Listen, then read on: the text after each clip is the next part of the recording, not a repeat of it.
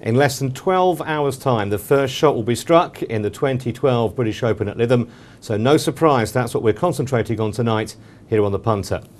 You're watching Sports Tonight. I'm Trevor Harris. Delighted to say that Brad Barry from Ladbrokes is with us, golf odds guru. You were with us on the phone last night, brave enough to come in. The first question I have to ask you, Brad, you were the guy that effectively instigated pushing Tiger to a double-figure price, 10 to 1. Yeah. Is he still 10 to 1? He is still 10 to 1, and the take-up has not been anywhere near as like as I thought it was going to be. There's half a dozen at least in the book who are worse results than Tiger. He's been popular, but not what you would imagine. If I'd have said a few years ago 10 to 1 Tiger, I think you'd have been absolutely stunned. They would. I mean, he was, what was he, 5 to 2 a few years back to win a major at the start, and now he's a double-figure price, and no one wants to back him. Well, he's not. That's probably stretching the imagination to say no one wants to back him, but I think because generally he's not been tipped up as strongly as some of the other players, he's not been as popular, and the 10's still there. I nearly went 11. I nearly went 11 at one point today. If you're going to do that in the next half an hour, can you tell me first, and then I'll get on? You'll be the first to know. Fantastic. Now, never let it be said that we don't do our research here on the Punter on Sports Tonight. So let's go and get the latest outright odds. We've sent Nigel Butler to our brand new state-of-the-art simulation betting golf area. He's got all the prices. All yours, Nigel. Didn't like the look of that one. Didn't like the look of that one there, boys. I tell you what, I mean, this is interesting on the starting on this betting here. Tiger Woods has been pretty much friendless in the betting, as Brad said. There's around about 10 to 1. There's a bit of a standoff at the moment between the bookmakers and the betting exchanges. I mean, Tiger Woods here, as you can see here, 10 to 1 to win the Open. This was his biggest price you've seen the Tiger. It's a question whether these punters want to back the 10 to 1. Fair play to Ladbrokes and the boys there. They've gone the top price, the top 4 in the betting. Tiger, Westwood, Harrington, Donald, the best price you can get with Ladbrokes here. The thing is here is the each way terms. That's the big question. This is the big stumbling block. Some bookies have gone quarterly odds the first 7, Paddy Power. Other firms have gone quarterly odds the first 6. But it's Ladbrokes, the best price you can get. Tiger Woods 10 to 1, the best in the village. A little bit down the order here though, you've got Justin Rose around about here, 25 to 1 shot. Was 33 to 1 with Ladbrokes. He was the big mover of the day. He's the one all the punters are latching onto. You've also got Phil Mickelson, a proven master, a major winner here. But come back to some form of a big price of the Scottish Open. He's a 33 to 1 shot. But Tiger Woods, the biggest price he's been for an Open Championship this year, all the way through his career. But the big mover so far, Justin Rose, 33 to 1 into 25s, and the money keeps on coming for Justin Rose. He's the big mover on the day. Interesting. All right. Well, other than obviously the fact that that shot you played was sliced into the trees, let's talk about some of those other golfers, Brad, because you said there's not a lot of money for Tiger. Nigel the Butler says they're coming for Rose. Who else have you seen money for today? Yeah, Nigel's spot on there. Rose has been the one, as I alluded to yesterday, 15 grand each way. Last knockings the night before at 33. So that effectively could lose you £500,000. Yeah, and another £500,000 again today in various bets. He was the first change that was on the list, 33 into 25, a grand each way, 1,500 each way, several times. So he's our worst result, and the other one's Westwood. We were 16. I was looking to try and maybe go 18, possibly even 20 bar 1. There was no hope. 16 last night, this morning when I cut him in, tried to hold it 10.30, no go. Had to go 14 Westwood this morning. He's just behind Rose in the betting, and they are some way ahead of the others in the field book at the moment. Do you, when a price changes, does it tend to apply across the board? In other words, on the phone, in the shops, online? Does it, or are there is there a disparity between those sometimes? For a tournament like the Open, the business is very similar all across the business. You can get one specifically large bet that might affect one part of the business that doesn't affect the other. But generally now on the Open, the business will be split 50-50 between people in the shops and people that aren't there face to face. Mobile, telephone, internet, tablet. So it holds half of the business now. And even by the time we get to the first tee off tomorrow morning at 6:19, I think it is, Barry Lane, we'll only be halfway through because half the business again is then done in play once the tournament started. All right, interesting. But let's go back to you. We've heard Brad say there's no money for Tiger. Does that surprise you now he is such a big price compared to the kind of price that he used to be a few seasons back? I think the big factor here for everybody is the weather conditions. I mean, the weather of the weekend here. I mean, you don't want to be going this stuff. You don't want to be going the rough down here. The weather out here is absolutely terrible. I've got underwater jacket. It's very, very cold, but the wind blows. I think people are looking at 10 to 1 shots, and you only got to look at the history of winners in this major competition. In the last 3 years, Darren Clark, 150 to 1. Oosterhausen, 100 to 1 unknown going into the competition. And Stuart Sink, who beat the veteran Tom Watson, who was 1,000 to 1 shot to win the Open Championship. So the form isn't really there for favourites. It's a tournament where you could get 150 to 1 shot. And I think that's what the punters are doing. I fully agree with Brad. I think Tiger will go off about 11, 12 to 1. I think his price is going to go bigger and bigger and bigger come the start. I think you want to be with wait to Tiger till the first couple of minutes before he tees off, because I think you'll get a bigger price. I mean, of the outsiders being back, we're all concentrating on the top ones here. There's been a bit of money for Jason Duffner. He's around about 50 to 1 shot. Ladbrokes are around there at 50 to 1. The best price again from Ladbrokes. He hasn't got the form of the Open. I mean, he's miscut in the last 2 seasons, but he's been very, very popular. Can he bring what he's got done over stateside to the testing conditions? I'm not so sure he can do that. But you look around some of the players who've got proven conditions on links golf. Padraig Harrington, 20 to 1, tipped up in the Racing Post. I think he's the worst 20 to 1 shot there is. Rory McIlroy for me, 25 to 1.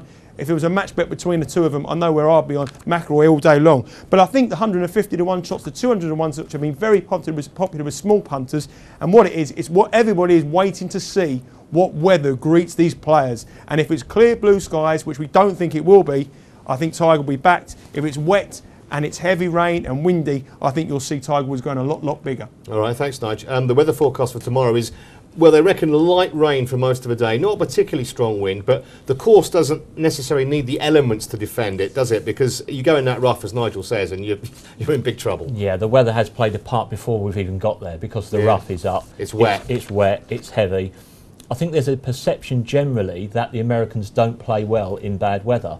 That kind of comes from the fact that over here, when it's raining, waterproof's on, get out there, we're used to it. In America, when it rains, that tends to mean there's electrical storms around. And so as soon as there's any sign of a rain 5 miles away, I know for certain when I'm betting in play on the golf and I hear that hooter go, you know, put the dinner back in the oven because I'm going to be another couple of hours. So they don't play in bad weather. It's as simple as that. They don't play when it rains. So the weather looks like it's being a little bit more European for this week, and I think that's why we've seen money for Westwood, Rose, Donald, these kind of guys who they expect because they're used to playing in those conditions. Let's talk about the odds on the first round leader, because I'm just looking at the tee times here. Ernie Els is out early-ish, Tiger as well, and a few other high-profile players. Is it kind of a different process if you're trying to find someone to be leading after round one than actually to win the tournament outright? Yeah, definitely. I think that is where the bigger prices come in, because you might see a guy who's 200 to 150 to 1, who probably at the end of the day has not got the temperament to win the tournament, but he can lead the Open Championship. I mean, Rodney Pampling unfortunately holds the honour of leading the Open Championship after round one and missing the cut. It's the only time it's ever been done. Dear, oh dear. But if you fancy an outsider, if you fancy one of the bigger prices, certainly first round leads the market to be looking at. There tends to be a general feeling you want to be with someone who's out early. The early starters tend to have the best of conditions. There's no trampling on the greens and nothing like that. But one little caveat I would just say to that, often, even when it's really windy, these late starters aren't going to be finishing till 9:15 in the evening. So quite often, the last couple of hours, benign conditions, you always get someone, just as a Bieber going off air, saying, keep an eye on this guy who's still lurking around. So don't just look at the early starters if you're looking for a bet on the first round leader. Have a look at the very late starters. Interesting. Yeah, I remember Bill Longmuir one year was first round leader. What are the odds on that market, Nigel? I think you got them with you over there. Yeah, certainly, boys. I mean, this is really pay your money, takes your choice, really, isn't it, this market? Who's going to be the leader? Who's going to be leading the Open Golf Championship? But if you look at previous leaders of the Open on the first round, last year, Thomas Bjorn led the Open. Thomas Levy led the Open, the two of them joint. McIlroy led it the year before. Jimenez. You know, these aren't real household names apart from Rory McIlroy. If you go back to the Open Championship before here, Colin Montgomery led the Open at 6 under. Again, that was in 2001 when Duval won it. Prior to that, the leader again was 6 under. You're not going to see leaders here 6 under. I think 2 under will lead it. But let's have a look at the betting. 14 to 1 Tiger Woods. He is the favourite. He's the man everyone wants. Tiger Woods usually comes with a run on the 3rd round, doesn't he? First round, he doesn't really go out all guns blazing. Lee Westwood, very popular with the punters. He's a 20 to 1 shot. I fancy Lee Westwood to have a good Open, but again, I think he'll be steady. I think the value lies down here. all these boys. Justin Rose, get on the roads. He's the one you want to be on for the championships. He's the one who's going to make Ladbrokes pay out all them readies. Justin Rose is the man for me. But I tell you what, look for further down in the list. Thomas Bjorn, 80 to 1 shot, proven on Links Golf, led the Open before. I think all the value here, what you'll see here, none of these will be leaders of the Open. You'll see another page, you'll see 100 to 1 shot, someone you've never heard of. But Tiger Woods, 14 to 1 favourite, not for me, guys. Not for me, Tiger. Can't be backing him at 14 to 1 to be leading the Open after the first round. I tell you what, Nigel, I hope you got an umbrella because it looked like storm clouds were gathering just above you there. Interesting today in the Racing Post, they do this great thing where they talk to various different bookmakers. I think they call it Behind Enemy Lines. Behind Enemy Lines, that's indeed. it. And they get you guys' idea of where the value is and who you don't fancy. And interestingly, most of the bookies were going for either a Westwood, there was a couple of ODLs in there, whatever. And you were kind of saying this is one of the most open Opens for years. And you put Nick Watney up at a big price. Yeah, well, you know, like all odds compilers and like all people that work in trading, I'm a punter as well. Right.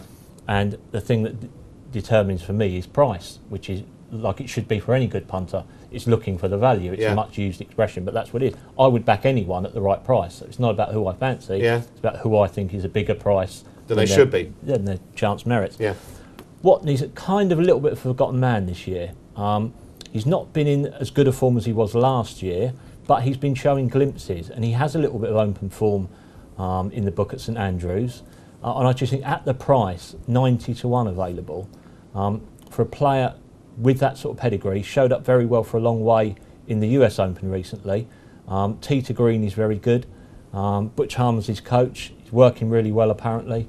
I can see at the price, 90 to 1 Nick Watney going very well. And it's interesting because the price with Ladbrokes is 66s, and that's because you presumably have decided, right, 90 is way too big. I don't want to be laying Watney at a big price. Yeah, the firm personal double is very rarely landed. That's like landing the spring double and twice over, but occasionally it happens. So yeah, if I'm cheering someone on, if I back them, that's my opinion. And my opinion is ultimately what determines Ladbrokes' opinion. Okay, interesting. Always good to get the main men on this show because then you know exactly where these prices are coming from. We're going to take a break. When we come back, a lot more golf. We'll get Brad's Best Outsider and, for what it's worth, the Butler's tips and mine. So don't go away.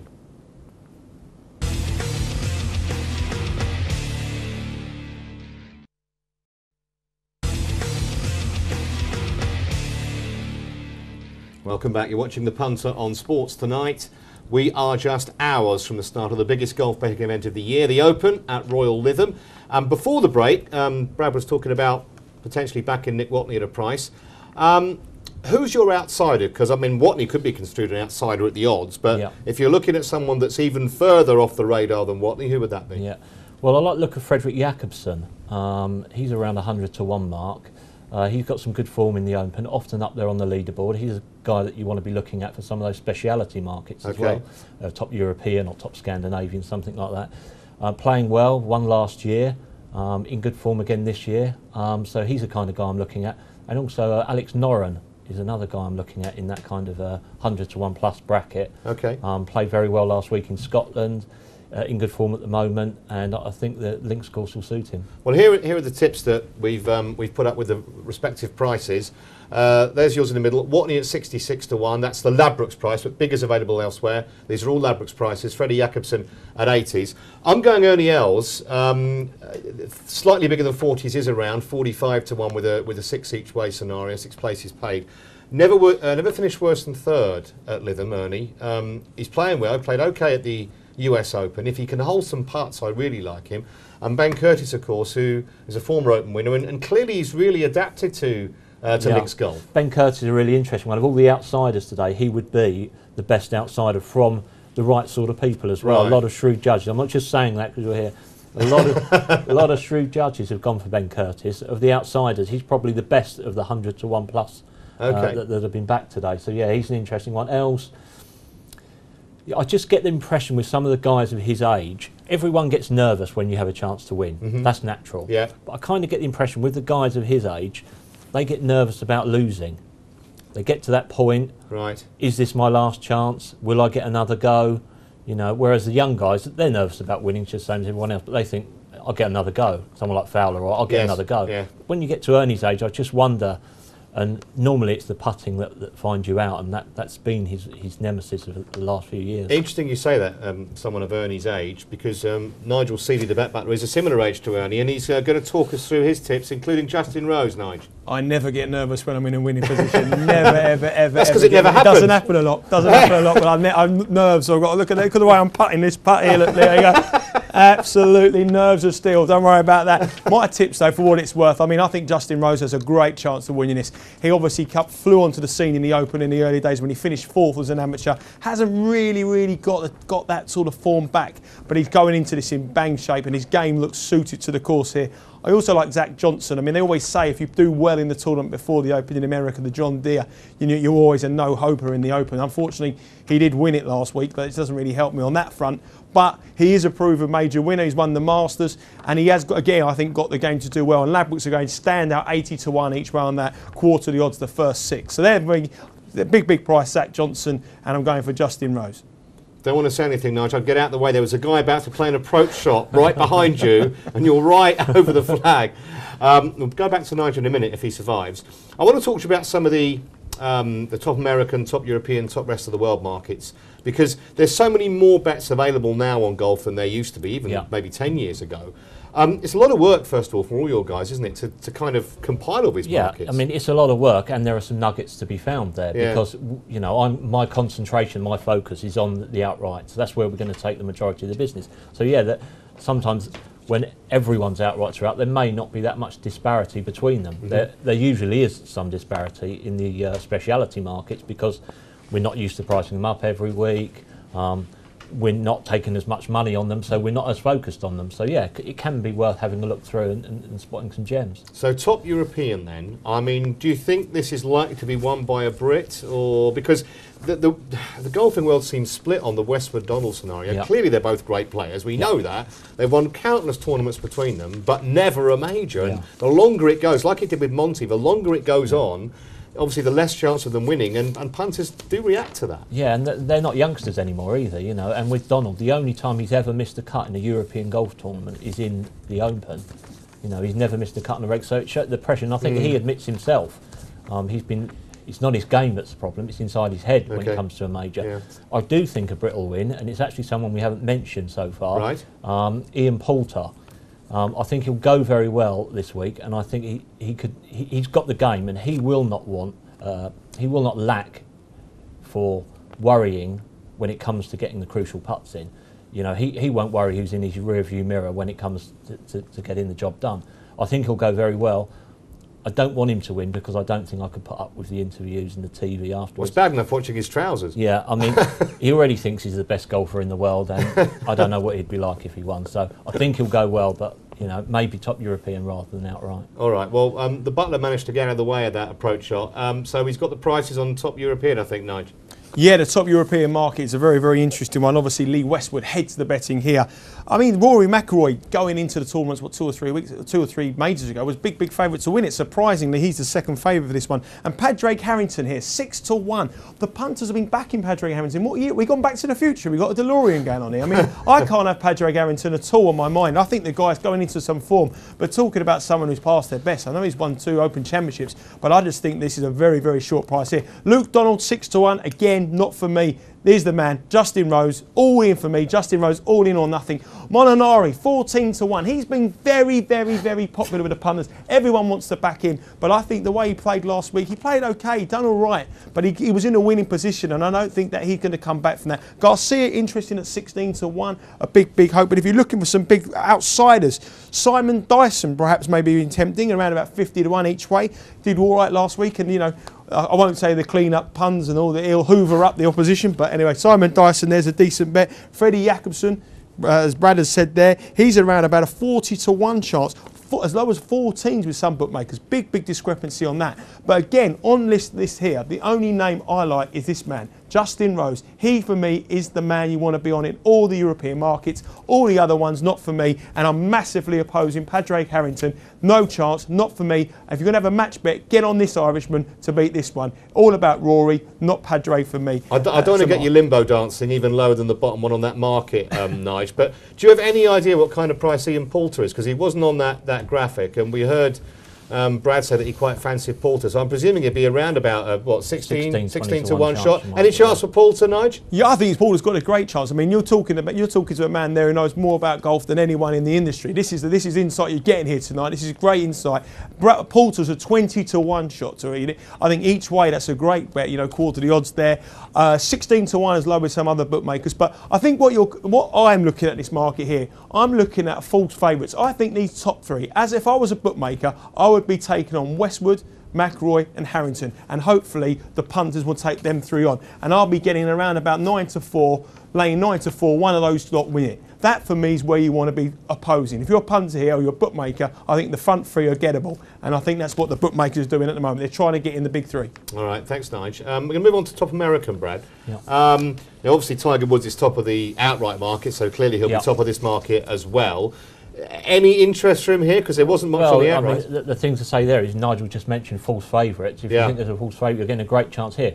Some may look at it and say, well, 5 to 2, 11 to 4 Tiger, that's the kind of price it used to be to win the whole thing. Yes. I'm getting rid of all of those Europeans and I'm getting that price for him just to be top American. They might see it as good value. I disagree. I think because he now takes out such a large chunk of the percentage there, there's value further down.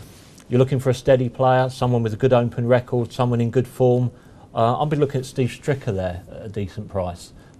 He's got a good open pedigree, played well last week in the John Deere, a tournament that he'd won 3 times previously, so there's probably a bit of pressure on there because not too many players win 4 tournaments in a row, the same tournament 4 times.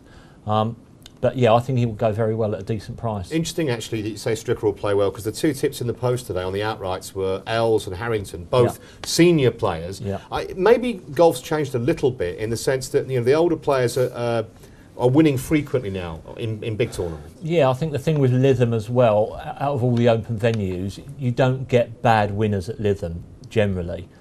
If you look at Duval and Lehman and Ballesteros and go even further back. Jacklin won there, didn't he? Gary Player. You know, the thing those guys have got in common is at some stage in their career they were world #1.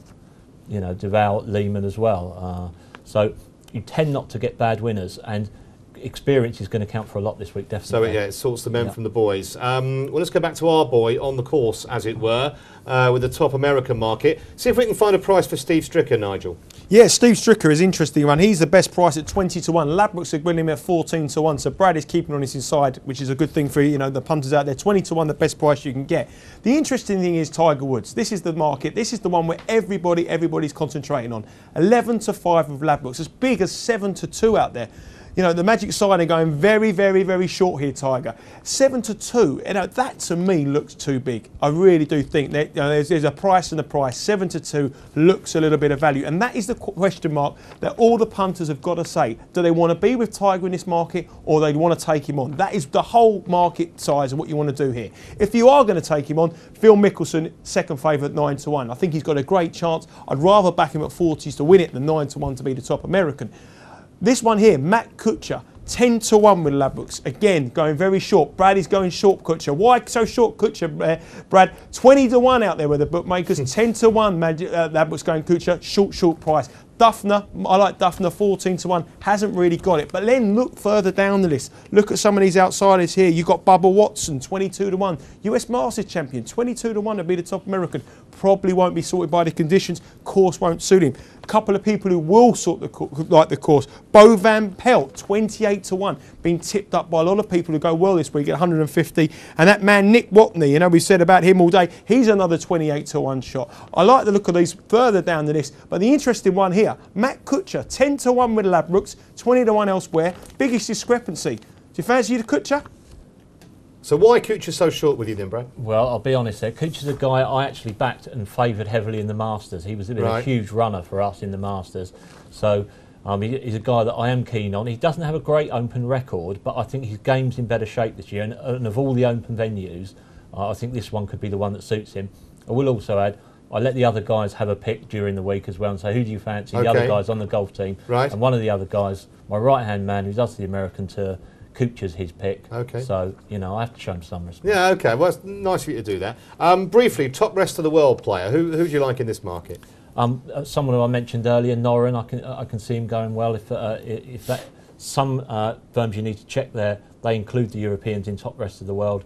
Some don't. You know, it depends. So you just need to be sure when you're having your bet there, who you're having with, which players are included. Some will only include South Africans and Australians and the likes. Some will have them all in. So, you know, check your markets. And if it's one that includes the South Africans, a player I like is Tim Clark. Right. I think he can go very well. He's been injured for quite a while. He's back this year. He's playing well. He's got some open pedigree, and he'd be a decent price. I like him in the top South African market, especially around a 14-1 chance. Yeah, been some good South Africans around. Immelman and Oosthuizen, obviously. What's the market telling you top rest of the world, Butler? Yeah, I mean, this is quite an interesting market. I mean, they're very different bookmakers have got different favourites here. You've got Adam Scott in some markets, Ernie Els in other markets. Some other people have got Oosthuizen very, very short. But Adam Scott is the market leader here at 11-2, joint favourite of Ernie Els. We know the racing post have tipped up Ernie Els. We know you like Ernie Els, Trev. So that means we should all get on Adam Scott.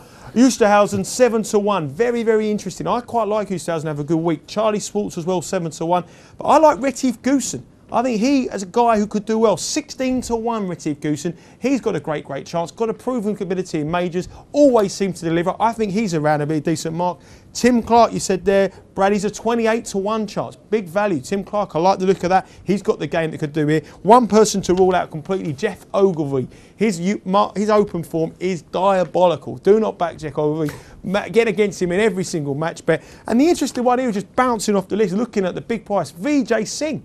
Well, yeah, the forgotten man of golf, obviously getting towards his latter days in the game, but can always turn it on in one-off major like this. 33-1. We've seen big names before go well, but Scott and Els the favourites. But I think the money will come for Els. I think he will be the market leader on this, the favourite going into it. But for me, Oosthuizen at 7, and this man here, Retief Goosen, 16-1. He is for sure a frustrated weatherman. Talking of weather, let's hope it doesn't affect the cricket. First test tomorrow, England-South Africa at the Oval. We'll talk about that when we come back.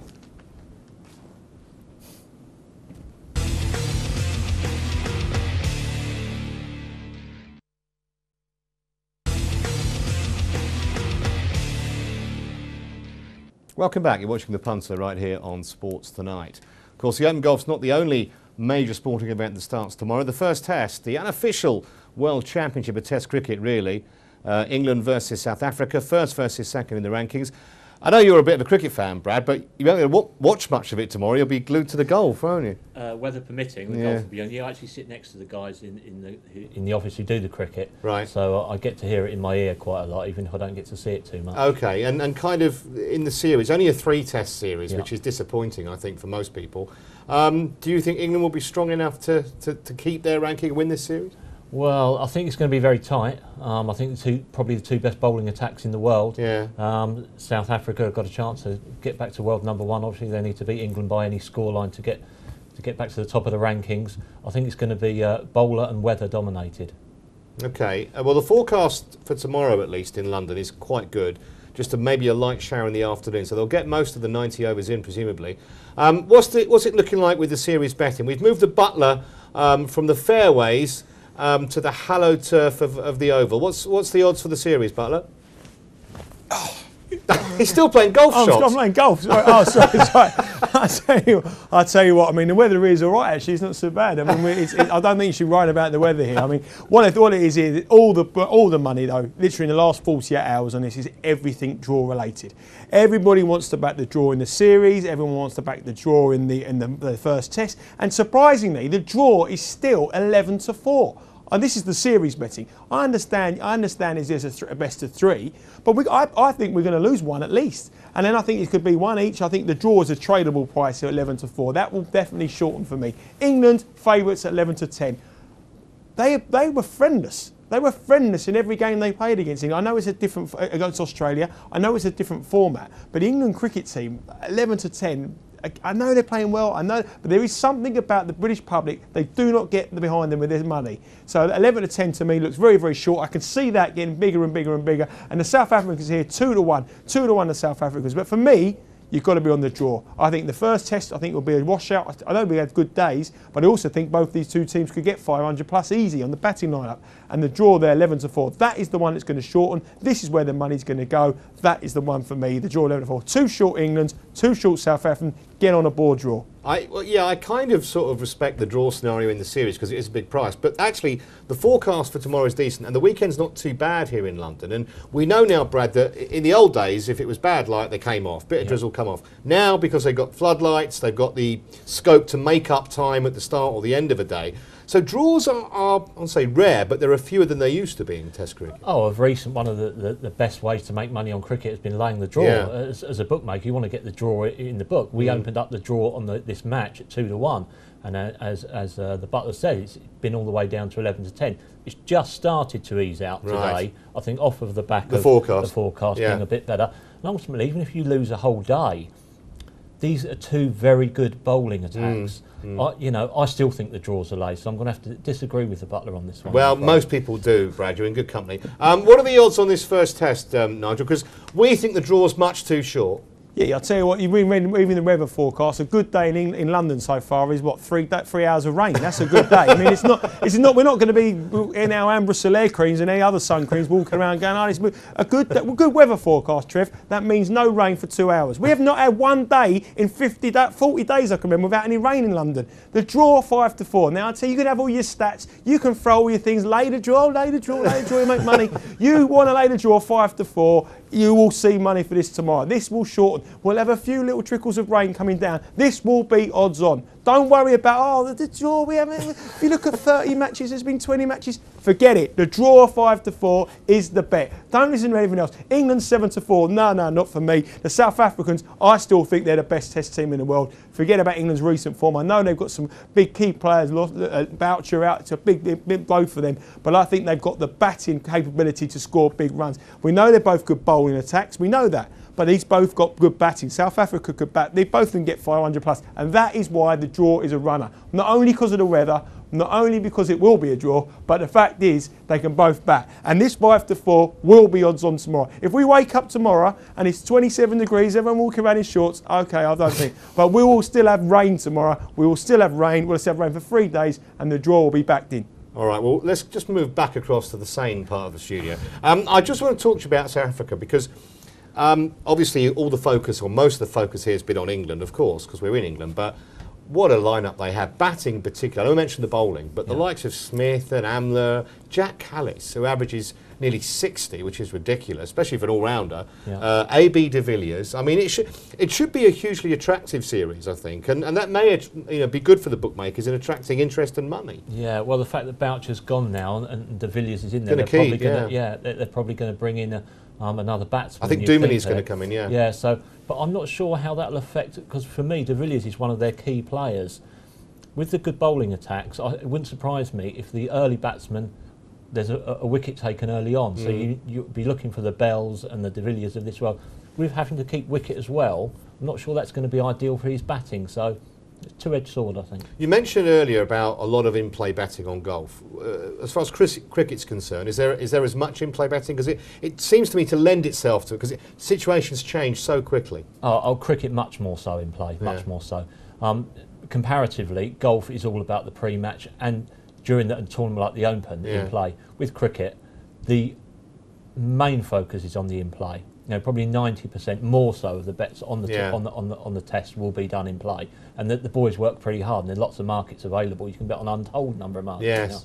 So that's where it's all done. I mean, some of these bookies betting on like how many runs will be scored off the next ball and all this kind of stuff. I mean, they've got to keep alert for like 6, 7, 8 hours, and one mistake costs their firm bundles. Absolutely, it needs something you really need to be on top of all the time.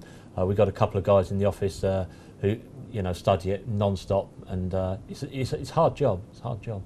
Let's talk about England's top batsman, because it's a market that's so, for the series this is, I mean. Yeah. 4 candidates probably, and then you've got Ian Bell who bats 5, but generally 5, 6 don't win this kind of thing. How do you choose between Cook and Peterson and Trott and Strauss? It's very difficult. I'm a huge Trott fan. I'm his #1 fan. Although his record against South Africa, that was the last time he played South Africa, he actually had a poor series. Peterson's obviously going to be the focus as well. Strauss, he came back into form against the West Indies. He did, a couple of hundreds, didn't he? Yeah, a couple of hundred. I'm not certain with this bowling attack that you should be looking at Strauss or Cook. I'd probably be looking for one of those further down. And I wouldn't write Bell off. Bell's coming back into a bit of form as well. Well, Bell will certainly be a price. Let's find out what price. The Bet Butler has all these odds now. Yeah, I mean, this is a very, very, very open market. It's very, very competitive. You've got the 3 or 4 guys there you've mentioned. You've got Strauss, you have Cook, you have Bell, you have Peterson, all these guys at the top of the market. I think you'll find that the market is only going to be won by some of these guys. It's not going to be won by somebody at the bottom like a Pryor who's going to come in, or Pabara. I think it's where it is. Cook is 4-1 favourite.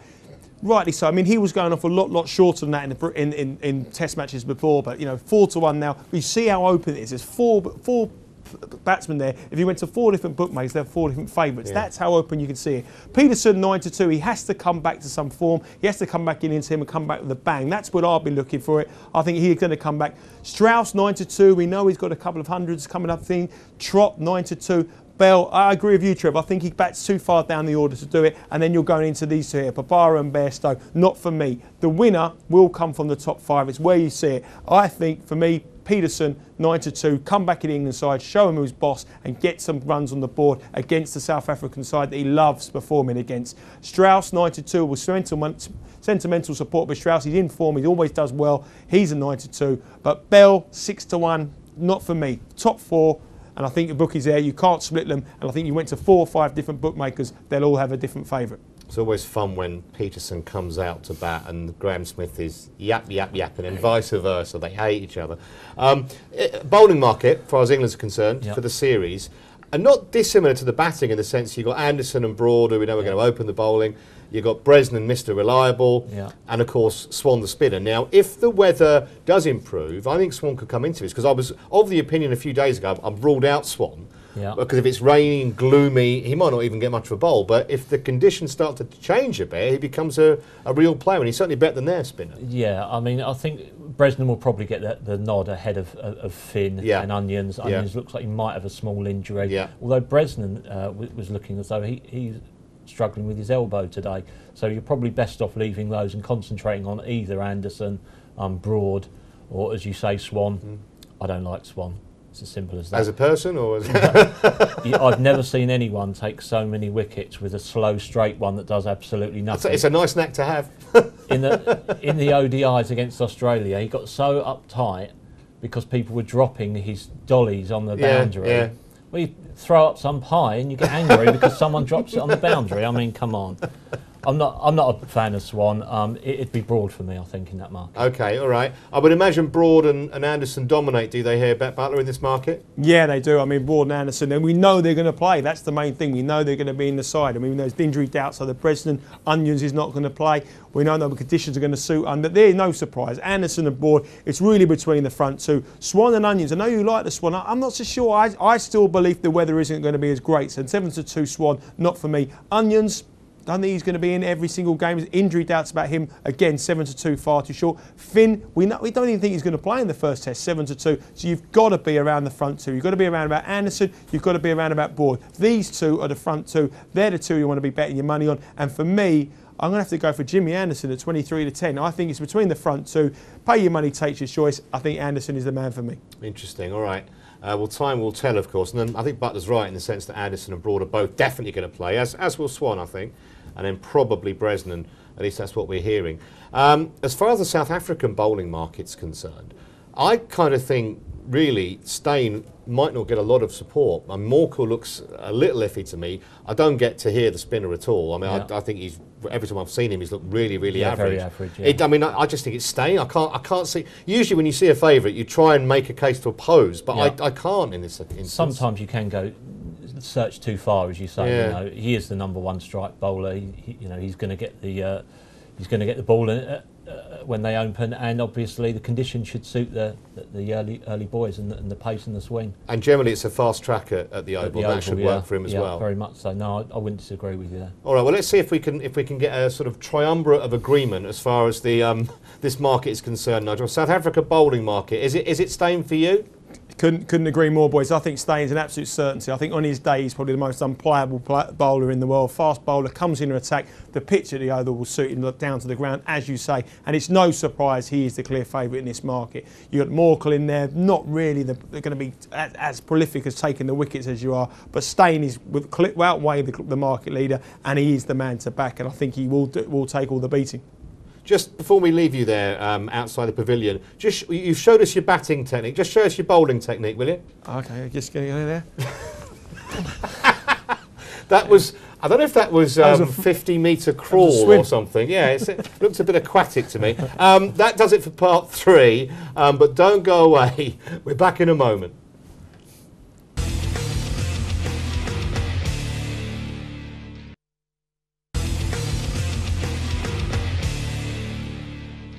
Welcome back to the final part of The Punter. You're watching the Sports Tonight. My name is Trevor Harrison. We've brought Nigel Seeley back from first Lytham, then the Oval. Now you're back in the studio alongside Brad Barry. Seemed to work quite well with you. Yeah, I didn't fancy going down the Pyrenees. Well, because if we were going to do the Tour de France, we'd have got you a little exercise bike. You could have been pedalling away while you were doing it. This Tour de France looks all over by the shouting, doesn't it, chaps, as far as our boy Bradley's concerned? I think you're absolutely right. I think it's all over. I think Wiggins has won it. I think it's just a question of how far he's going to win it by now. I think what they're doing now is punters, cycling punters, looking forward to the Olympics. You know, looking at Bradley Wiggins, and there was a big bet. There's a lot of money today for Cavendish to win the sprint race in the Olympic Games. I think I think it's been a non-event really for the last. Yeah, he's been odds on since the start. I think the only chance you got of backing him at a decent price now, Sports Personality of the Year. Yes, probably, and he's probably favourite for that. Yeah, you know, I don't know if cyclists can win it back to back. Is he? But he was 9 to 4. He's been backed into 6 to 4 for the Sports Personality. Unless someone does something special at the Olympics, you know, maybe Ennis or Adlington or someone like that. That's probably cycling fans are going to have the only opportunity to back him. All right, well, let's just confirm, shall we, that those prices are as they are, because he is massive odds on, as the chaps have been saying. Here are the current prices: 1 to 8, Bradley Wiggins. Big hitters only need apply. Chris Froome, his teammate, is 11 to 2, and it's pretty much anything like the rest. Cadell Evans, by the way, who was thought to be Wiggins' nearest challenger at the start of the whole thing. He's 8 minutes off the pace. He had a terrible stage today. It finishes in Paris, of course, at the weekend. I guess because of the British success, or apparent British success here, Brad, that Ladbrokes, presumably at the start of the Tour de France, would have taken more money than they would usually do on this event. Yeah, it's not the most popular event, as you know, you might imagine, but hopefully something like Wiggins' success is, and the fact that it's on the mainstream news, not just on the sports news, definitely brings it into the public imagination. And I know it's gone down well in the office, but that's largely because a couple of the boys were on Wiggins at 20s for the Tour de France. So, when did they get on that? I think it was some time ago. I think it was I wasn't there. I know I left me out of that club. But they've been cheering his every turn of his pedal. Yeah, it's interesting. We're mentioning the Olympics. I mean, are you expecting as a firm to take a reasonable amount of money? Because I never kind of think of the Olympics as a big betting medium. Yeah, it's really difficult to gauge. I've seen all sorts of forecasts. You know, you wouldn't believe the range of them. I think on the events that we do well in, you know, like the cycling, I can see that being popular. Swimming, I can see being very popular, and obviously the athletics. Yeah. Everyone's been drafted in to do a little bit of odds compilation for it, so there's probably some value out there. What's your? I got asked to do the fencing.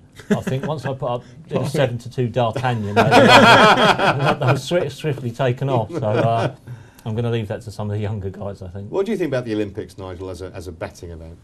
I think what it is I think the bookmakers set parameters of what they're happy to lay. I think especially nowadays, you know, without seeing any heats, without seeing anything, I think you could probably walk into any high street bookmaker and get 200 or 300 quid, which is very sensible. Yeah. I mean, it's not going to be walking in and getting thousands and £2,000 on. I think on the day of the final, when they've seen how people have got there and they've seen the form and see who's carrying injuries, then I think that is when you will get a decent bet. That's when you'll see interest. But actually now, if someone walks in the street in a Ladbrokes shop or any other bookmaker shop and comes in and says, I want to back some girl each way in the women's 5,000 metres steeplechase, you know you've made a rig. Well, and that's what you think, isn't it? I did that with the triathlon, and I was spotted fairly quickly, I think. One other thing that bookmakers love to do this time of year, i.e. a few weeks before the start of the football season, is price up these markets in relation to where will certain players be playing next season. And the one that, well, we're going to concentrate on a couple. Robin van Persie, who has told Arsenal not signing a new contract. Still a year left on his existing deal, but they can't keep him really, guys, can they? Because it's going to cost them, well, it'll lose them 10 million if they hold on to him. He goes on a free in the summer. Where do you think, Nigel, start with you, where do you think Van Persie might end up playing? Well, I think there's 2 or 3 clubs out there crying out for a decent centre forward. And the team that doesn't need a decent centre forward is the market favourite for its market. Manchester City have abundance of talent up front. They have Aguero, Aguero I think will kick on next season and be a major player in the Golden Boot market. Will he go there and will he be a major influence for the club? Will it make them stronger? Will it make them weaker? Will it make the egos bigger and stronger? I think here, you know, obviously City have got the money, but I don't see why he would go there, why him as a player, as a personality want to go there, and why as a club they're buying him. Manchester United, they look the team. Well, here are the odds. That's actually moved. That's moved significantly, hasn't it? Even the last 24 hours. It was 3-1 yesterday. I think it's big as 7-1. But I think Manchester United are crying out for a centre forward to play up front alongside. They've got Welbeck, who he was a decent player, but he's not of the quality of Manchester United. If you push him for titles, I think they need a centre midfield player, which I think they'll get Dembele from Fulham. I think that, and they need one centre forward. And if I was having a bet here, I bet Manchester United. I think Juventus have made a lot of egos and a lot of them made a lot of shouts.